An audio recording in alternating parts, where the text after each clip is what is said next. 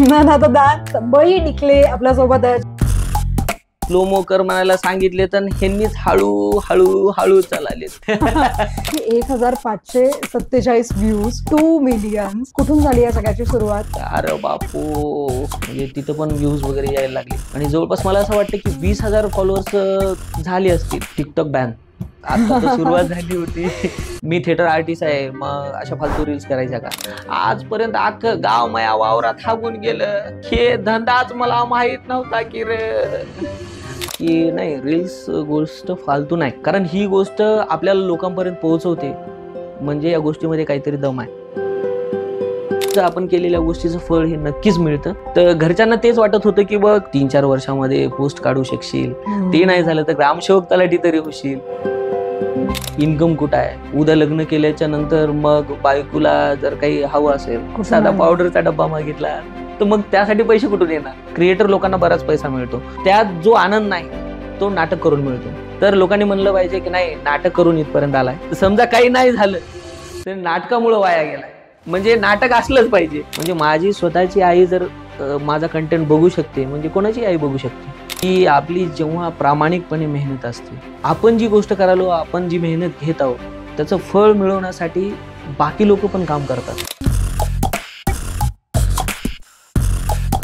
हा सो आज आमचे एडिटर्स जरासं निवांत आहेत, कारण की खरंय की नाही या चॅनलवरती जे व्यक्तिमत्व आलंय त्यांना जर स्लोमो मध्ये काही पाहिजे असेल तर ते एडिटर्सना त्रास नाही देत, ते स्वतः स्लोमो मध्ये बरंच काय करून घेतात.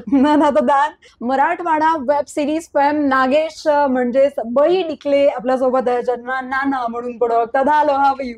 मी मस्त आहे, नमस्कार.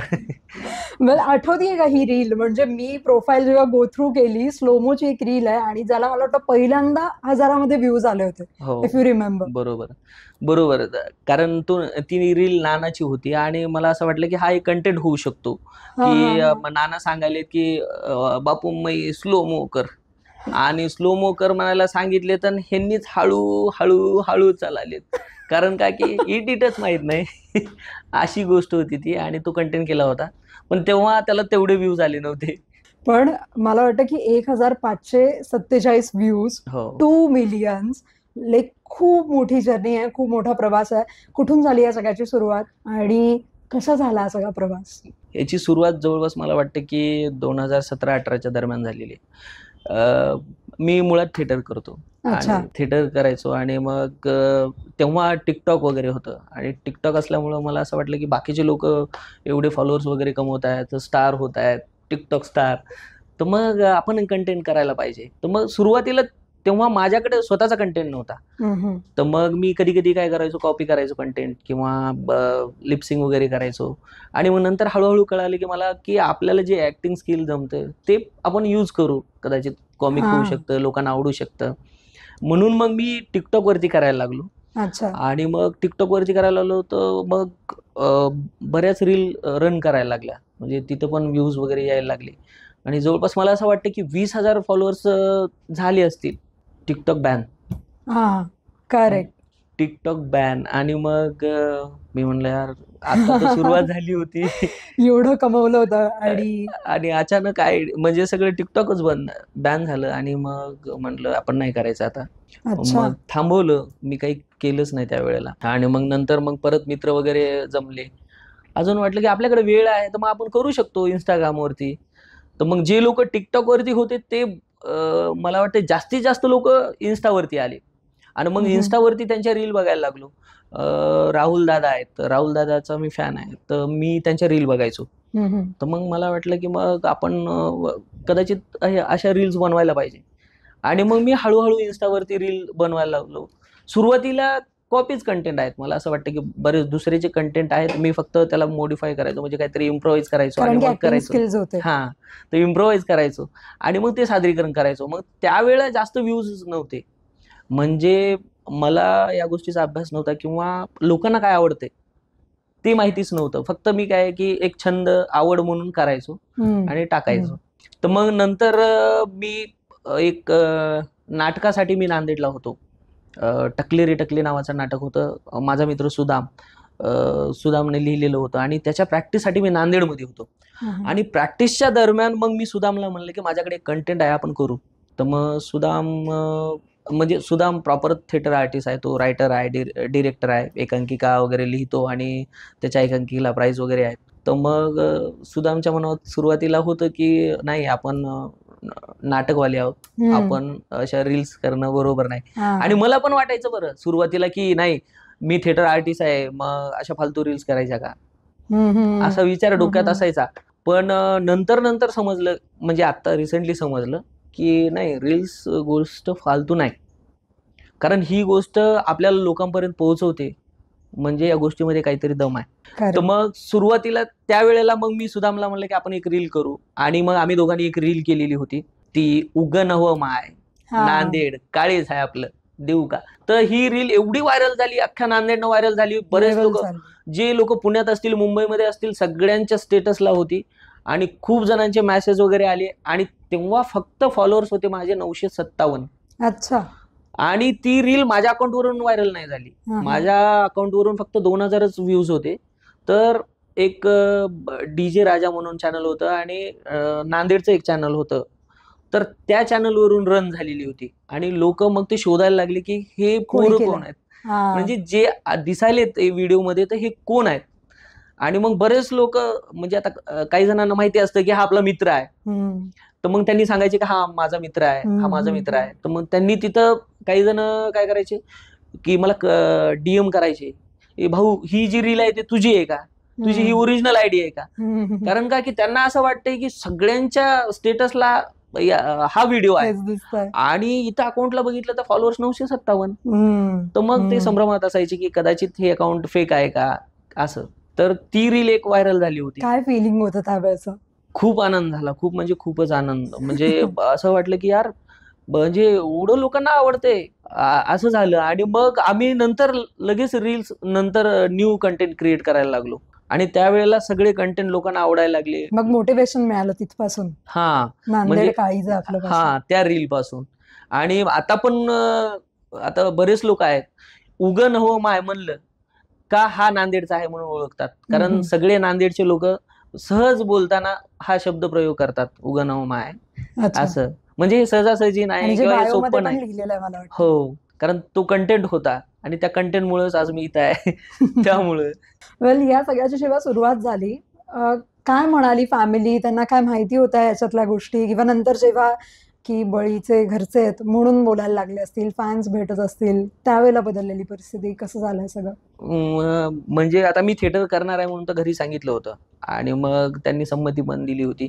त्यासाठी मी ललितला पण ट्राय केलं होतं, पण ललितला माझं नाही झालं ऍडमिशन, कारण काय की तिथे एक्सपिरियन्स लागतो आणि मला त्यावेळी एक्सपिरियन्स नव्हता.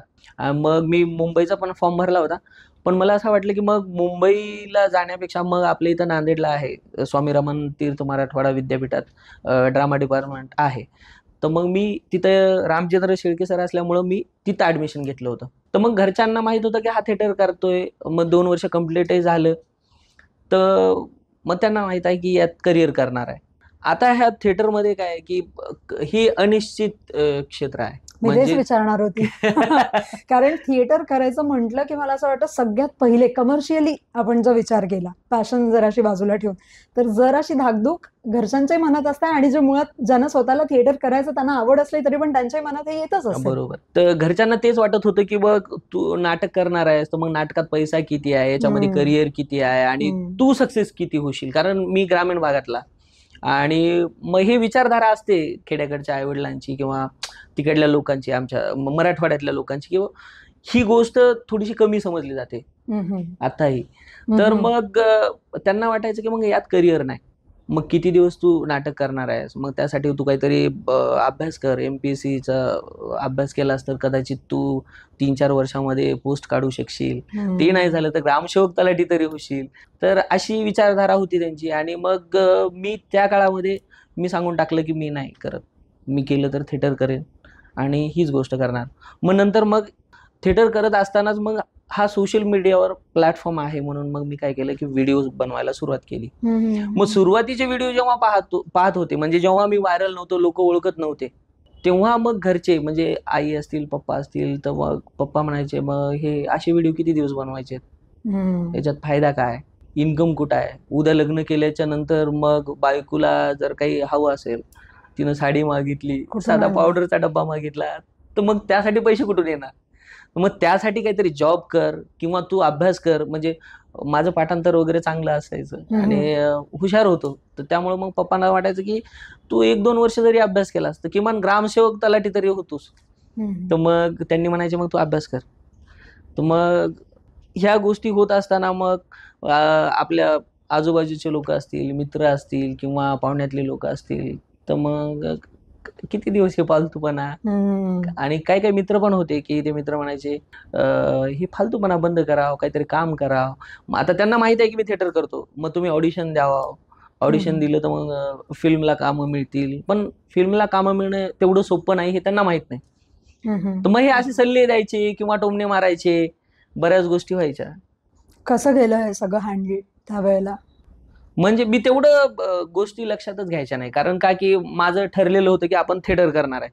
म्हणजे लोकांनी जरी म्हणलं, म्हणजे चांगलं जरी झालं किंवा काहीतरी पिकअप पॉईंट जरी मिळाला, तर लोकांनी म्हणलं पाहिजे की नाही नाटक करून इथपर्यंत आलाय. आणि जरी समजा काही नाही झालं तर नाटकामुळे वाया गेलाय, म्हणजे नाटक असलंच पाहिजे असं होतं. बरं, आज 3,71,000ची मला वाटतं इन्स्टा फॅमिली आहे. हो. Not a joke. एवढं सगळं कॉन्टेंट कंटिन्युअसली टाकत राहणं आणि एवढ्या सगळ्या लोकांना फॉलोअर्स म्हणून आणणं, त्यांना हुक ठेवणं. पण हे सगळं करण्यामागे तू म्हटलंस की ऍक्टिंग होती कुठेतरी हो, हो. आणि जी तुला परफॉर्म करायची होती. काय करतं असं थिएटर नेमकं जादू, की असं वाटतं की आयुष्यात जगात बाकी काहीच नको पण थिएटर पाहिजे बाबा, म्हणजे त्याच्यासाठी काहीही सॅक्रिफाईस करायला लागलं चालेल. कारण असं तूच नाही, असं मी अनेक इतर जण बघितले जे नाटक वेडे असतात बरोबर. आणि त्यांना कोणत्याही गोष्टी सॅक्रिफाईस केल्या तरी चालणार असतं पण नाटक सोडायचं नसतं. हो. असं का? नाही, नाटकाचा मला वाटते ते छंद म्हणावं लागेल किंवा ते रक्तातच असते असं मला तरी वाटते बरं. कारण प्रत्येकाच्या ते रक्तामध्ये असेल जे थिएटर आर्टिस्ट असतील. आणि समजा तुम्हाला ती प्रॅक्टिस चालू असेल तेव्हा तुम्हाला भूक पण लागत नाही. एरवी मग तुम्हाला असतं सकाळी मला जेवायचं असते, दुपारी जेवायचं असते, संध्याकाळी जेवायचं असते, पण तिथं भूक लागत नाही, झोप येत नाही. रात्री प्रॅक्टिस असेल तर झोप येत नाही. आपण त्या प्रॉपर कॅरेक्टरमध्ये असतो आणि तो कॅरेक्टर आपण जगतो. तर मला असं वाटतं की ते खूप आनंद वाटते. आणि जेव्हा स्टेजवर परफॉर्मन्स होतो आणि लोकांच्या जेव्हा टाळ्या पडतात किंवा हे कौतुक होतं की वा, किती भारी कॅरेक्टर केलं तुम्ही, आवडलं. ते जी तुमची जी बारीक लकब होती ती मी नोटीस केली. ह्या गोष्टी जेव्हा नोटीस करतात तेव्हा आपल्याला कुठेतरी आपण केलेल्या कामाचा आनंद मिळतो. आणि मला वाटतं की सगळ्या थिएटर आर्टिस्टला असंच वाटत असेल. त्यामुळं नाटकामध्ये खूप जणांचा जीव आहे.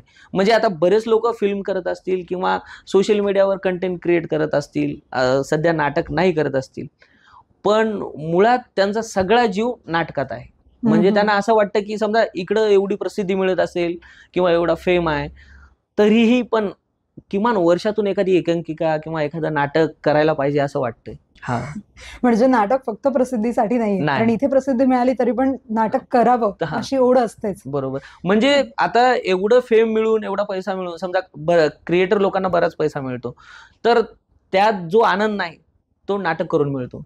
एप्रिल 2020 मधलं इंस्टाग्राम आणि आता मला वाटतं एप्रिल 2025, बरोबर. काय बदलल्यासारखं वाटतं या एवढ्या 5 वर्षामध्ये? आणि काय खरंच इंस्टाग्राम किंवा इंस्टाग्रामवरती इन्फ्लुएन्सर होणं हे आता जी लोक याची स्वप्न बघतात त्यांच्यासाठी फायद्याचं आहे? नक्कीच फायद्याचं आहे. मला असं वाटतं की जेव्हा 2020च्या काळामध्ये मी जेव्हा सुरुवात केली होती, तेव्हा बरेच जण तेवढा मान सन्मान करायचे नाहीत किंवा जी आत्ता इमेज आहे ती तेव्हा नव्हतीच. मुळात मी कोण आहे तेच कोणाला माहिती नव्हतं. आणि आता 2025 मध्ये तर मला असं वाटतं की मराठवाडाच नाही तर महाराष्ट्रभर बऱ्याच ठिकाणी लोक भेटतात, फोटो वगैरे काढतात, आमच्या इथं जेवायला या म्हणून सांगतात. आणि म्हणजे मला काय वाटतं एखादी अनोळखी व्यक्ती आहे आणि त्या व्यक्तीला घरी बोलवणं, नोटीस करतो की हॉटेलला घेऊन जाऊ शकतात, पण तुम्हाला घरी बोलवतायत म्हणजे त्यांनी तुम्हाला फॅमिलीचा मेंबर मानतात. तर हे एवढं प्रेम ह्या एवढ्या काळामध्ये मिळालेलं आहे. आणि मी असं म्हणेल की नक्कीच हे बाकी लोकांसाठी फायद्याचं आहे. कारण का की जर तुमच्याकडे कंटेंट असेल, तुम्ही कंटेंट क्रिएटर असाल, तर नक्कीच हे तुमच्यासाठी फायद्याचं आहे. कारण यामध्ये तुम्हाला एक तर प्रसिद्धी मिळेल. प्रसिद्धी म्हणण्यापेक्षा काय आहे, की तुमच्यामध्ये जे कलागुण असतील ते तुम्हाला सादर करण्यासाठी एक प्लॅटफॉर्म आहे सोशल मीडिया, आणि तिथं तुम्ही सादर करू शकता. अगोदर कसं असायचं, समजा ग्रामीण भागातली मुलं आहेत तर ते तिथंच कुठंतरी आपल्या गणेश उत्सव असेल, नवरात्र महोत्सव असेल, तर तिथंच आपली कला सादर करायची आणि मग ते Perform त्यांच्या करायचं. त्यांच्या गल्लीतल्या लोकांना, गावातल्या लोकांना माहिती व्हायचं. पण आता सोशल मीडियामुळे कसं आहे, की अख्ख्या भारतात म्हणजे कुठलाही व्यक्ती एखाद्या व्यक्तीची कला पाहू शकतो, त्याचं कौतुक करू शकतो डिरेक्टली. तर ह्यामुळं मला असं वाटतं, की ही सोशल मीडिया वर हे जे नवीन लोक आलेत तर त्यांचा फायदाच आहे. कारण त्यांना त्यांची गोष्ट दाखवता येते, म्हणजे त्यांची कला दाखवता येईल, त्यांनी किती टॅलेंटेड आहेत ते लोकांना दिसेल. आणि दुसरी गोष्ट, यामधून जर म्हणजे इन्कम सोर्स पण कमवता येईल त्यांना. आणि महत्वाचं म्हणजे काय, की स्टेबल लाईफ होऊ शकते. होऊ शकते. हा, तुम्ही म्हणालात की कला जी आहे तिच्यावरती जे पण रिॲक्शन आहे ते डिरेक्टली मिळतं, इन्स्टंट मिळतं. बरोबर. आणि जेव्हा तुम्ही कॉन्टेंट क्रिएट करता, आपण रिसेंटली काही उदाहरणं बघितली आहेत की भान असणं खूप गरजेचं आहे की बरोबर. आपण काय बोलतो. हो, हो. नाहीतर मग खूप सबस्क्रायबर असलेले चॅनल्स पण डाऊन व्हायला वेळ लागत नाही. बरोबर. मला वाटतं एक रात्री किंवा अगदी काही मिनिटं पण बरोबर. वीकेंडचे पुरेसे होऊन जातात. आणि बरंचदा असं होतं की एखादी गोष्ट समोरच्याला नाही समजली आहे किंवा कॉन्टेंट क्रिएटरकडनं ती घडून गेली आहे, तर त्याच्यावरती ट्रोलिंग होतं. असं कधी एक्सपिरियन्स केलंय का? म्हणजे आतापर्यंत म्हणजे मला ट्रोल तर वगैरे झालं नाही. 5 वर्षात कधीच नाही. नाही, ओके. ट्रोल कोणीच केलं नाही. कारण ट्रोल करण्याचा प्रश्नच नाही. कारण जे कोणी कंटेंट पाहतात त्यांना ते ऍक्टिंगचा दर्जा कदाचित, म्हणजे ऍक्टिंग चांगला करतो असं वाटत असेल, किंवा याच्या कंटेंटमध्ये काहीतरी सामाजिक संदेश असतो, किंवा निखळ मनोरंजन असतं. म्हणजे एकही अश्लील व्हिडिओ नसतो. कारण मी व्हिडिओ बनवल्याच्या नंतर सुरुवातीला आईला दाखवतो की आई हा बघ, हा व्हिडिओ बनवलाय. अच्छा. म्हणजे आई बघते आणि तिनं हसते, तर तिची ही प्रतिक्रिया असते. म्हणजे माझी स्वतःची आई जर माझा कंटेंट बघू शकते, म्हणजे कोणाची आई बघू शकते. तर त्यामुळं मला असं वाटतंय की कोणी त्या गोष्टीला ट्रोलच करू शकणार नाही. पण मग आई चिडली नाही का जेव्हा तुम्ही आता रिसेंटली एका रील मध्ये म्हटलं की आईने मीठ टाकलं नसेल तरी पण आपण म्हणायचं की मीठ टाकलं नाहीये आणि शिव्या द्यायच्या, आणि त्याच्यात बरंच दारूच्या गोष्टी होत्या किंवा अल्कोहोलच्या गोष्टी होत्या किंवा काय होतं ते नेमकं, आणि त्याचे व्ह्यूज पण मला वाटतं मिलियन्स मध्ये गेले. बरोबर. तो मला वाटतं 2.3 मिलियनला व्हिडिओ आहे. नानाचा व्हिडिओ आहे. नानाचा व्हिडिओ. करेक्ट. तर त्यामध्ये ती व्यंगात्मक गोष्ट मांडली होती. जसं की ते नाना सांगतात की अरे बाबा, अशानं तुमचे कसे लग्न व्हायचे, तुम्ही काय करायला, सकाळी उठ आल्या, कामधंद्याला चल्या, घरची जबाबदारी कमी वयात घेतल्या, संध्याकाळी आले की मायबापाचे पाय दाबाल्या, कुठं कीर्तन असलं की कीर्तन ऐकायला चल्या, अशानं तुमचे लग्न होतात की. त्याच्यासाठी तुम्हाला काय करावं लागेल, घरी येताना पावशेरी पिऊन यावं लागेल. आधी गलीतल्या लोकाला शिवा द्यावं लागतील, नंतर मग गावातल्या लोकाला शिवा द्यावं लागतील, नंतर घरातल्या लोकाला शिवा द्यावं लागतील. आणि मायनं भाजीत मीठ जर कमी टाकलं असेल तर आपणच टाकायचं मीठ आणि मायला शिवा द्यायच्या. तेव्हा काय होईल, हे लोक म्हणतील पोरग बिघडलं, आता ह्याचं लग्न करावं लागतंय. तेव्हा कुठं तुमचं लग्न होतंय बघा. मी सांगितलेला उपाय 100% केला तर तुमचं लग्न होतंय, नाही तर काही खरं नाही. तर हा कंटेंट होता. करेक्ट. हा कंटेंट होता. डिट्टो आय गेस व्हॉट सांगितलं. तर हा कंटेंट होता. तर यात काय म्हणलं मी, की जे मुलं आहेत, आता बरेच मुलं अशी आहेत की त्यांचं वय 30-35च्या जवळपास गेलेलं आहे. उदाहरणार्थ मीच समजा. तर हे चांगलं वागून सुद्धा, म्हणजे कोणतंही व्यसन नाही, खूप चांगलं वागतात, पण त्यांचे अजून लग्न नाही. बरोबर. लग्न नाहीत. आणि दुसरी गोष्ट काय आहे की एकीकडे आपण असा विचार करतो की सहज की अरे हे पार बिघडलंय, ह्याचं लग्न करावं लागतंय तेव्हाच ह्यानं सुधारते. म्हणजे आपली मानसिकता अशी आहे की जे बिघडलंय त्याचं लग्न केल्यावर त्यानं सुधारते. कळलं का? ही समाजाची मेंटॅलिटी आहे. आणि मग मी ही गोष्ट त्याच्यामध्ये मेन्शन केली. ओके. की जर तुम्ही बिघडले त्याचेच लग्न करायला, मग जे चांगले लोक आहेत त्यांची तर जबाबदारी तुम्ही घेतच नाही. म्हणजे त्यासाठी कोणी सोयरी आणत नाही किंवा कोणी मुलगा आहे म्हणून सांगत नाही.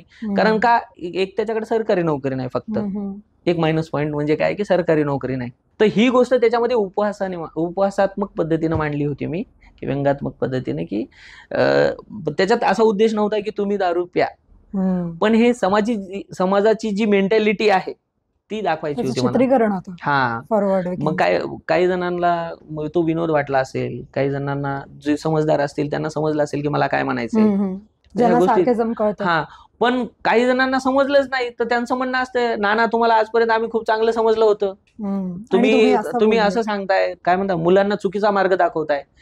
ते मार्ग चुकीचा नव्हता की म्हणजे बाकीच्या लोकांची जी मेंटॅलिटी आहे की पोरग बिघडल्यावर आपण त्याचं लग्न करायला पाहिजे, किंवा हे बिघडले त्याचं लग्न करायला पाहिजे तरच सुधारते, असं राईट. ती गोष्ट होती त्याच्यामध्ये. बरं, हा एक व्हिडिओ झाला आणि मला असं वाटतं की 12 मिलियन व्ह्यूज पार केलेला पण एक व्हिडिओ आहे, ज्याच्यामधून पण खूप चांगला संदेश दिला गेला स्वच्छ भारत वरती. काय होतं ते? तो असा होता की नाना बस स्टॉप वरती शौचालयाला जातात आणि मग तिथे गेल्या गेल्या मग म्हणतात, बापू मला परसाकडला जायचंय. परसाकड म्हणजे शौचास खेड्याकडे युज करतात. तर मग परसाकडला जाते ते म्हणजे 10 रुपये लागतील. मग नाना लगेच कपाळाला हात लावून रडायला लागतात, अरे बापू आता मी वाचणार आहे. ते म्हणजे अहो रडू नका, तुम्ही रडता कशाला, पैसे नसतील तर जा ना. अरे बापू पैसे नाहीत म्हणून रडना चलो र. ते म्हणते, तू इथं 10-10 रुपये घ्यायलाच हागायला, आजपर्यंत अख्खं गाव माया वावरात हागून गेलं, हे धंदाच मला माहित नव्हता की रे. आजपर्यंत जर मी पैसे 10-10 रुपये घेतलो असतो तर आज कोट्यावधीचा मालक झालो असतो. तर हा व्हिडिओ होता तो.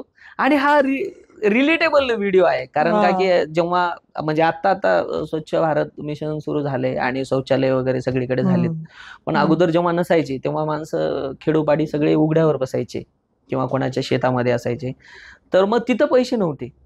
पण आता इकडं बस स्टॉप वरती गेलं ना तर 10 रुपये वगैरे द्यावं लागतात आपल्याला. तर मग हा बिझनेस म्हणून आता आलाय समोर. तर हे जर तेव्हा ह्यांना माहिती असतं तर ह्यांनी काय केलं असतं, कितीतरी पैसे कमावले. हा तर हे विनोदातून मांडलं होतं मी. जसं तू म्हटलास की हे खूप रिलेटेबल होतं आणि म्हणून हे लोकांपर्यंत पोहोचलं. पण बऱ्याचदा असं होतं की आपण एखाद्या कॉन्टेंटवर जीव तोडून मेहनत घेतो आणि आपल्याला असं वाटतं की बेस्ट आहे, हे चालायला पाहिजे, आणि नेमकी तेच चालत नाही. आणि कधीतरी उगाच टाइमपास म्हणून केलेला व्हिडिओ असतो किंवा रील असतं, ज्याची वी कॅन से क्वालिटी पण कधी कधी ठीक नसते, पण तो इतका चालतो, तो मिलियन्स मध्ये जातो आणि असं वाटतं यार आपण एवढं बाकी केलं ते तर नाही चाललं. असं झालंय का कधी? झाले. एक रक्षाबंधनचा व्हिडिओ होता आणि रिसेंटली म्हणजे तेव्हा लगेच कोलकाताला रेप केस झाली होती. तर मग मी असं विचार केला की आपण रक्षाबंधन आणि त्या गोष्टीला घेऊन एक व्हिडिओ करायला पाहिजे. मी कधी कधी सामाजिक मुद्दे घेत असतो आणि म्हणजे नेहमी असतातच, पण स्पेशली घेतला होता की आपण हा व्हिडिओ करायला पाहिजे. तर मग तो व्हिडिओ शूट करण्यासाठी मला जवळपास 3 तास लागले. 3 तास लागले आणि लाईट्स वगैरे पकडणारे लोक होते, आर्टिस्ट होते 2-3. तर त्यामध्ये असं दाखवलं होतं की त्याने त्या मुलीला, म्हणजे ती डॉक्टर मुलगी आहे समजा, आणि तिला पकडून आणलेला आहे आणि ती तिच्यावर करणार आहे. तर असा विषय होता. तो तिचा हात पकडतो, लगेच सीन कट, तो त्याची ताई त्याचा हात पकडते आणि बस राखी तरी बांधू दे. मग हे म्हणतो की मग तुला देण्यासाठी माझ्याकडे काही नाही. ती म्हणते ती फक्त माझ्या आबरूचं रक्षण करा असं बोलते. आणि मग लगेच सीन हा लागतो की तिनं दादा म्हणते, कोण? ती डॉक्टर मुलगी. आणि मग ह्याला त्याच्या ताईची आठवण येते आणि तो तिच्या पाया पडतो. तर हा वाला सीन होता. तर यासाठी आम्ही जवळपास 3 तास शूट केलो, एडिट करायला मला 2 तास लागले, तर एवढा वेळ गेला. तर त्या व्हिडिओला मला वाटते जवळपास 1 लाखच व्ह्यूज आहेत. 1 लाख. मला असं वाटलं किमान तो मिलियन मध्ये तरी जाईल किंवा जास्तीत जास्त लोकांपर्यंत पोहोचायला पाहिजे असं वाटलं, पण तो गेला नाही. आणि एक व्हिडिओ होता ह्याचाच, आय थिंक वाटतंय रक्षाबंधनचा काहीतरी होता व्हिडिओ, दुसरा एक आहे. तर ते आमची ताई आली होती, प्रीती ताई. तिनं नांदेडवरून राखी बांधायला आली होती आणि तिनं राखी बांधते मला, आणि मी काय करतो, ती ओवळणी टाक म्हणते आणि मी खिशातून नोटाचे बंडल काढतो. ते डुप्लिकेट नोट असतात, छोट्या. तर मी तिला टाकतो. म्हणतो किती खर्चायचे ते खर्च. ते म्हणजे ह्या चालतील का? चालतील म्हणजे सगळीकडे आपलं नाव आहे, तू कोणाकडे दे पैसे आपले, चालना गेला मग. तर हा व्हिडिओ सहज मित्राने शूट केला होता. तो व्हिडिओ मला असं वाटलं की कंटेंट आहे, मी टाकलो, ते 5 मिलियनला गेला. Oh my God. तर अशा गोष्टी होतात बऱ्याच. रिंकू राजगुरू माइलस्टोन ठरली का अकाउंटसाठी? म्हणजे रिंकू जेव्हा मला वाटतं भेटली तेव्हाच पण एक शूट होता आणि ते पण थोडंसं ब्लर आहे, पण ते टाकल्यानंतर त्याला कितीतरी व्ह्यूज गेले बरोबर. हो, त्याचे पण व्ह्यूज बऱ्यापैकी आहेत. मी कोरी पाटी सोबत ती मराठवाडा वेब सिरीज शूट केली होती आणि नितीन पवार सर असतील किंवा नितीन दादा वाडेवाली आहेत. तर मग ह्यांनी आम्हाला बोलवलेलं होतं की खूप दिवस झालं तुमची आठवण येते किंवा आम्हाला त्यांची आठवण येत होती, तर तुम्ही या साताऱ्याला. तर आम्ही साताऱ्याला गेलो आणि त्यांचा तिथं शूट चालू होता. बहुतेक मला वाटते त्यांचा कागर काहीतरी सिनेमा येणार होता आणि त्याच्या प्रमोशनसाठी त्यांनी तिथं आले होते. नितीन पवार सरांनी म्हणजे साताऱ्यामध्ये त्यांचं कोरी पाटी नावाचं चॅनल आहे यूट्यूबवरती, जे की मला वाटते मराठीतील पहिली वेब सिरीज आहे यूट्यूबवरती त्यांची, गावाकडच्या गोष्टी. आणि तिथं प्रमोशनसाठी बहुतेक ती टीम आली ती कागरची आणि तेव्हा रिंकू राजगुरू भेटल्या होत्या मला. म्हणजे मी फोटो काढलो त्यांच्यासोबत, कारण मी सैराट पाहिला होता आणि खूप फॅन झालो मी त्यांच्या ऍक्टिंगचा. ते आणि आवडतं. कितीतरी व्ह्यूज आहेत. मला वाटतं जास्ती व्ह्यूज असलेला त्या फीडवरचा तो पहिला हो व्हिडिओ बरोबर किंवा रील असेल. बरोबर, त्याला काही 2.3 मिलियन तेव्हा आले होते. देन शिकलेला गवंडी हा was one of the best. हा शिकलेला गवंडी हा व्हिडिओ चांगला आहे, म्हणजे मला आवडलेला होता आणि त्या व्हिडिओला बऱ्याचपैकी व्ह्यूज आले होते, कमेंट्स आल्या होत्या. आणि जे मला वाटते न्यूज 18 लोकमतचे जे हे आहेत अँकर संपादक नाही अँकर्स आहेत विलास बडे सर, त्यांनी पण त्यांच्या फेसबुकच्या पेजवरून शेअर केला होता तो व्हिडिओ. सो एक फर्स्ट थॉट जो तुझ्या डोक्यामध्ये पटकन येतो जेव्हा कोणी असं म्हणतं टोपी, धोतर आणि उपरणं आणि काळा गॉगल, नाना नाना, नाना. जे की मला असं वाटतं की तू सुरू केल्यानंतर बाकीच्या पण काही अकाउंट्सनी कॉपी करायला सुरुवात केली असं मी ऐकलं. खरं आहे का?